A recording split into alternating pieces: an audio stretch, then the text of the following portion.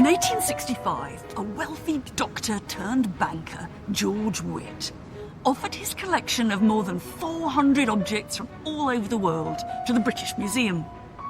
They were, he said, symbols of the early worship of mankind.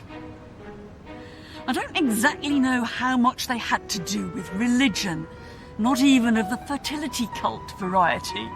They looked more like what we would call a collection of soft porn. It was an awkward moment for the museum management. But in the end, they decided to accept the gift. There was absolutely no way, though, that it was going to go on public display. Their solution was to make sure the collection was carefully catalogued and then to put it away in a secret museum within the museum as a whole, or, as they disguised it in Latin, a secretum. You only got to see the stuff if you were posh or a professor. A male one, that is. Today the secretum no longer exists, or not literally, but there's still plenty of art that most of us, for all sorts of reasons, don't get to see, whether because we're not allowed to, or maybe because we decide not to. And that's been true as long as people have been making art. Some of it has always been off limits to someone. There's always been a virtual secretum. In this series, I'm exploring how what is and is not forbidden has changed. I'm not thinking here about the extreme hardcore, but ideas of what should or should not be on show have altered over the centuries. And I'm wondering why. I think the more we encounter death head on, the less frightening it is. So it's something we should be looking at. Yes. Is it actually one point of art to show the unshowable? If I go through hell, I'll make paintings about hell, but I don't look for that hell. I'll be considering what, if anything, really does go too far. Oh. You're not supposed to show people vomiting, so that's a good reason to do it.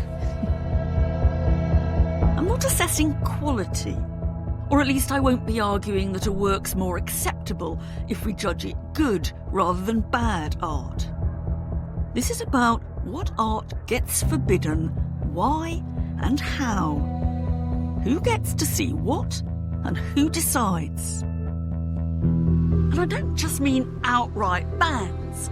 I also mean that if we think harder about what we can't look at or what we choose not to, maybe we'll learn a bit more about the nature of art itself and about ourselves.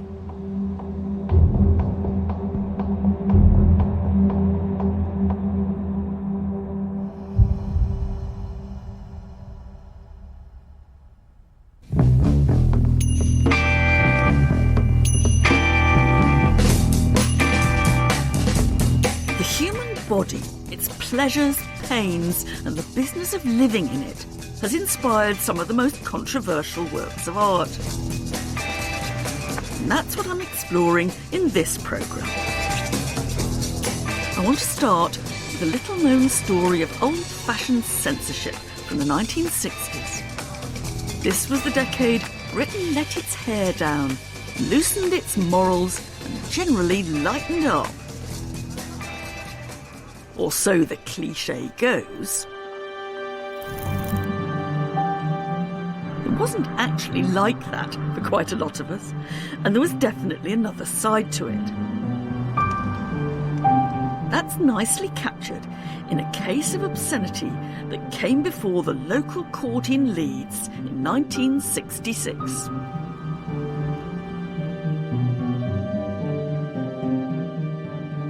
In the dock was artist and art teacher Stas Paraskos. And the main object at issue was a painting he'd recently shown in a local exhibition. And the big problem was in the bottom left-hand corner, and with what exactly the woman was doing with her hand on the man's penis. The case provoked a whole range of arguments. The magistrates wondered about its tendency to deprave. Meanwhile, a galaxy of art experts were bussed in to argue that it was the artist's privilege, even his right, to challenge us like this. None of it convinced the magistrates. Paraskos was found guilty and fined £10 plus £21 costs. But maybe times really were changing, because this was the last occasion in Britain that a painter was successfully prosecuted for obscenity.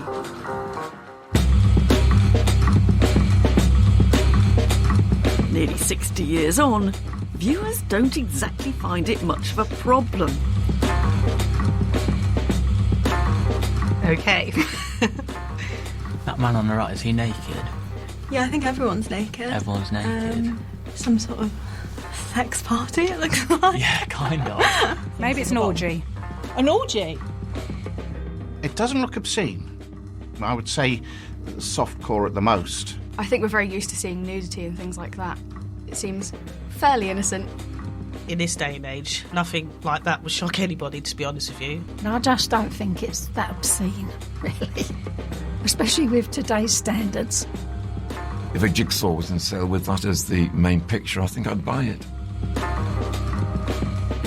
But have we simply become more tolerant of art since 1966? I'm not so sure. We have to be careful before we imagine the triumph of some anything goes kind of culture, because the fact is, anything does not go. The focus of our anxieties about art may have changed, but the anxieties remain. And even though the role of the law has become more limited, we have other ways of regulating what is seen and not seen.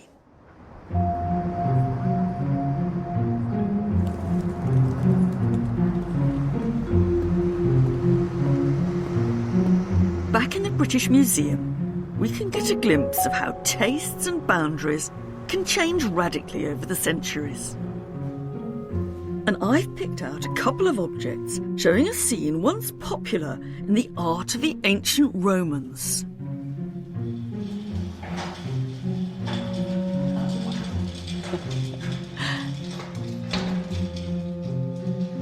Thank you.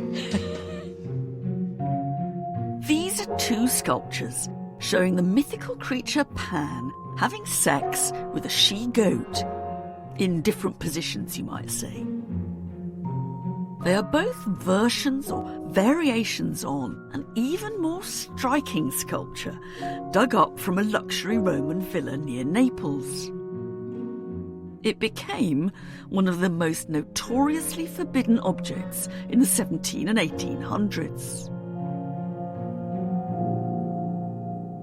Now, this is a little terracotta copy of it, made in the 18th century, and you can see that the goat is resting her feet, or her hooves, perhaps we should say, on Pan's shoulder, and Pan is almost kind of tickling a little goatee beard.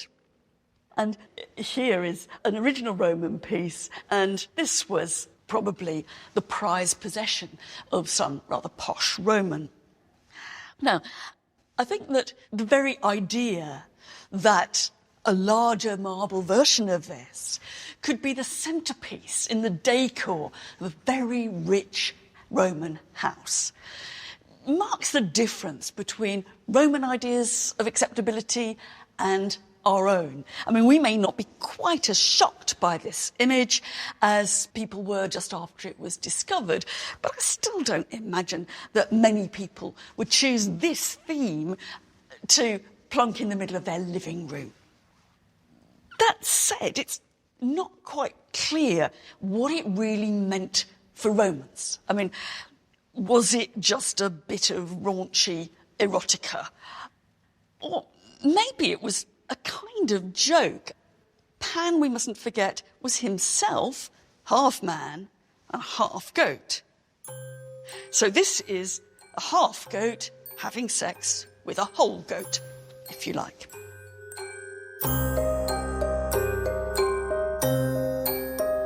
For decades after their discovery, the ancient statues were kept away from the public gaze in the secretum, whether in Italy or Britain. You had to apply formally to see them and stood no chance at all if you were a woman or, in Italy, a Catholic priest. Even the miniature copy ended up under the same restrictions.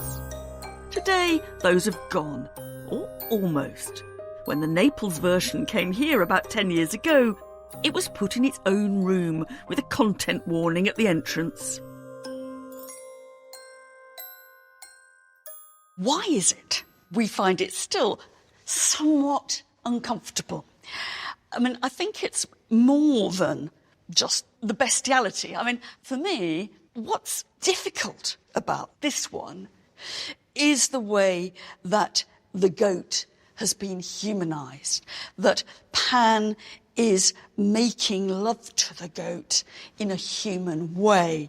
It's as if this is a sculpture which doesn't just break the rules, but it breaks the boundaries between what we expect of animals and what we expect of human beings. To put that another way, it disturbs because it mixes basic categories, violating the rightful order.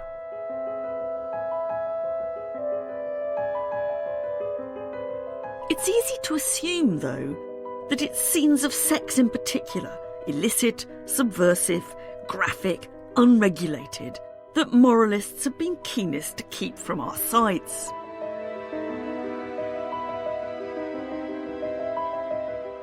Henri Gervex's 1878 work Rolla was excluded from the Paris Salon for so overtly depicting a prostitute. In 1917, a Paris gallery full of Modigliani's nudes was closed down on account of their obscene pubic hair. And in 1973, this take on male anatomy by Austrian Renata Bertelmann was banned from a show of feminist art. But there's more to it than that.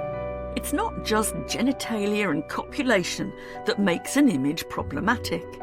And something doesn't have to be explicitly banned for us somehow to cease to look at it.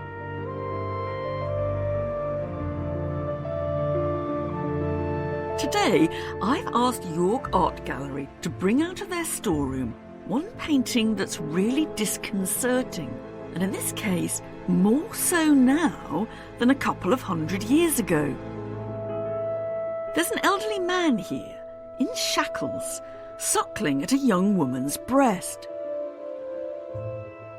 It's based on a classical story which explains she's doing this because he's in prison and starving.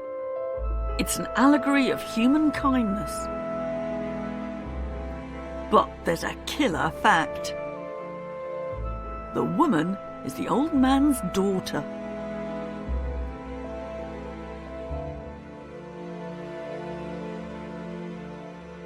There is more than a hint here of an erotic relationship. It's as if we're looking at what's almost a scene of incest. And you might want to say, well, look, we only see the eroticism here because we've lost that kind of sense of the allegorical symbol. It was treated at the time as, in a sense, the classic example of how devoted a daughter could and should be to her father. That said, the painter has clearly more than hinted that this is a dangerously erotic scene. She's anxious, her breasts and shoulders are high-lit, and it also turns out that we're not the only voyeurs of this scene, because up in the corner there's someone peering at it through the window.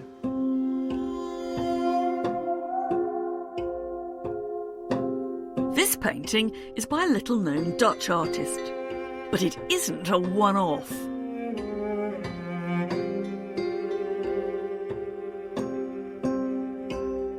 You may be surprised to learn that there are more than 300 versions of this subject, commonly known as Roman charity, in collections around the world. Now, I have to say, I find it very hard not to see a kind of dark reading here, that the painter is suggesting to us that the line between the love of a daughter for her father and erotic incest is actually much finer than we would like to think it was. One of the reasons that this is an unfamiliar scene to us is that most, not all, but most of these paintings are actually hidden away, well looked after, in museum stores and basements, so we don't see them. Forbidden art isn't all forbidden because somebody has said, you're not going to look at this. It's not all controversial. Some of it is just what we have all agreed, sort of, collusively, that we'd be better off out of sight.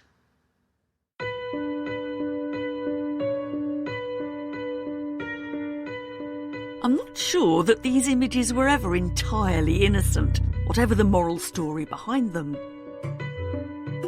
But now that allegory is little known, Well, that's interesting. modern viewers struggle to make sense of what they might be looking at. Okay. We can be shocked at the forbidden subject, but still try to justify it, or at least to process it. I think he's sucking on her nipple. He is a prisoner. He's starving. And that's actually his daughter. Oh, God. That's grim. Okay. I mean, now that you've said that, it's just grim. Wow. Was not expecting that at all. The concept itself, yeah, makes me feel uncomfortable for sure. If I were a father, I wouldn't want to be doing that. When you understand what that is, you might feel a little bit troubled by it, but then thinking of the story and what it's about, it's practical, it's clever. I don't think it's anything sexual. Even though some people will be like, oh, this is incestuous. She's doing everything that she can to keep her dad alive. If you are starving, would you do that? Like, probably. Yeah, and if it was commonly done at the time, then Sign you up.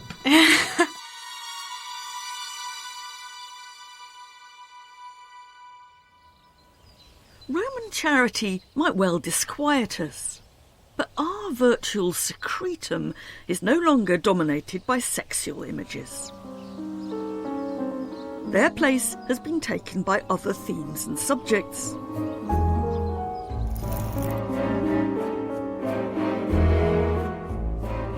One of those is the art that dares to show us what the end of life might look like.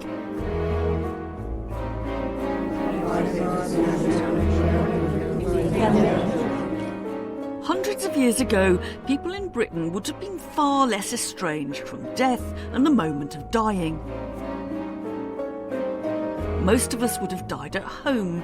We'd have been used to open coffins and might even have had death masks made of our relatives. And though often milked for all the sentimentality you could wring from it, the deathbed scene was popular with artists.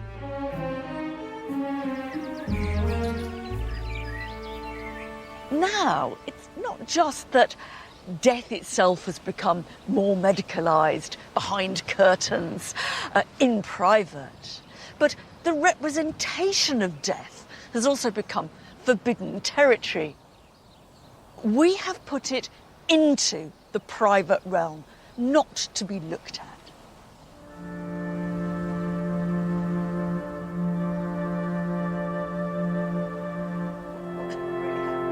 One of a few artists who have confronted this is Daphne Todd. In 2010, she won the National Portrait Gallery Annual Portrait Award for a painting of a 100-year-old woman, half naked and recently deceased. Right. The thing to know here is that it is her own mother.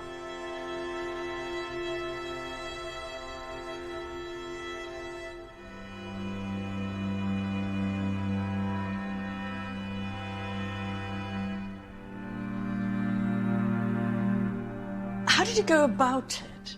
You know, what was the practicality of it? I wept, grabbed the nurse, and said, actually, I do want to paint my mother.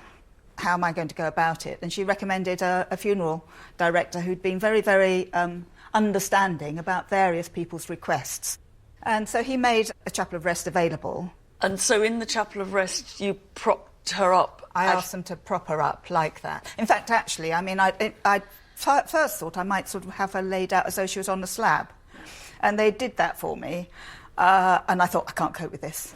The sort of nether ends I didn't really want to be dealing with. And how many days altogether did you 3. It'd just about be comfortable if I had one more, but I was getting uncomfortable myself because she was beginning to change colour and the fluid was flowing down into these parts of her arm. It was dripping out a little bit down here too. And her hand changed. I mean, because I was painting it, you know, I could see this gap because the hand was gradually turning towards me. And I didn't want it to get to a point where there was a smell, I suppose. Yeah. I mean, this might seem a stupid question, but why did you want to do it? I just thought I might. I don't know why I thought that particularly. I just thought it would be a new experience.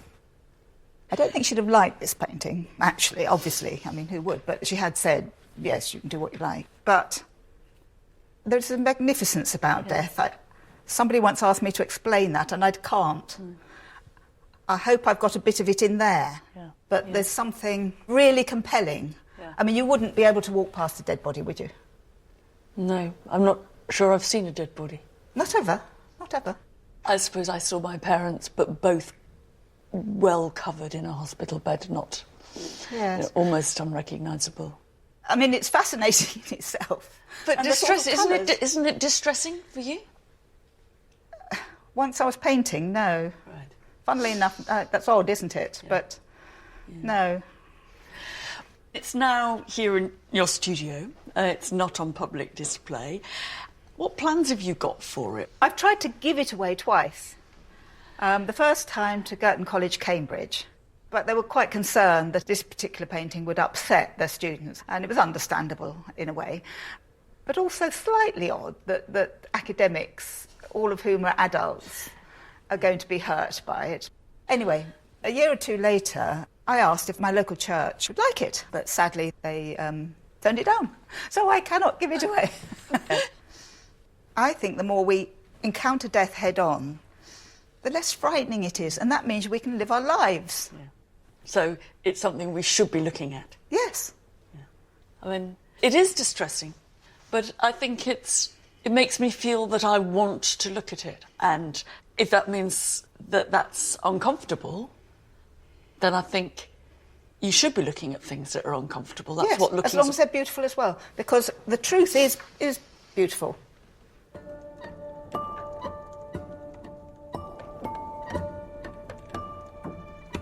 I'm not quite so sure that the truth is necessarily beautiful, or that it offers such a simple solution to the problem of forbidden art. But Daphne's extraordinary painting certainly exposes the forbiddenness of death in modern Western cultures. It's not always the same elsewhere. I've come to the Welcome Collection in London to confront some Eastern art that looks forensically at the breakdown of the body when life ends, testing Daphne's belief in the beauty of truth to the limit.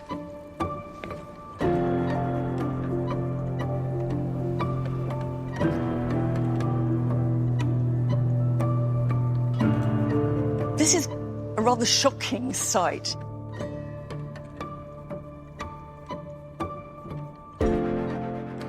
It's a series of watercolours belonging to a Japanese Buddhist tradition of image making going back to the 13th century.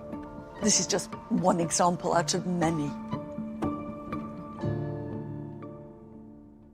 What they show is the stages in the decomposition of a human body. The series starts when the dead woman is still alive, but most of the rest of the series shows what happens to her body next. Here, the colour's beginning to change, it's distending, it starts to go horribly blotchy and to ooze blood, and basically this is putrefaction in action. And at this point, the birds and the animals have come to eat the flesh that remains. And now all she is, really is bones. And here, just a little pile of bones, which end up in her last resting place here, under the sign of the Buddha.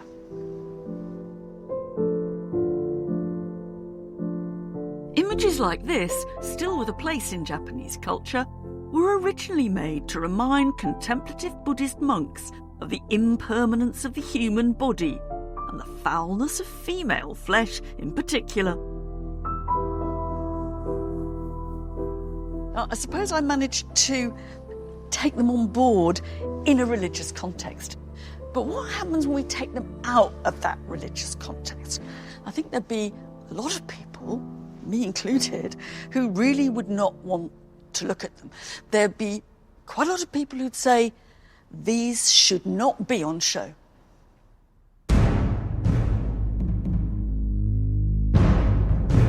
However much they would prefer not to look at images of dead and oozing bodies, I don't think many people would see them as unethical, morally out of bounds. Works that show the living body in pain take these issues a whole step further. Since the 1960s especially, various artists have traded in images of violence and distress. Austrian Hermann Nitsch has spent years leading ritualised actions, disemboweling animal carcasses and dousing naked performers in blood, urine and more. In 1974, American Chris Burden had himself crucified on a Volkswagen Beetle. And in 2000, Israeli artist Sigalit Landau filmed herself performing a naked hula dance with a ring of barbed wire.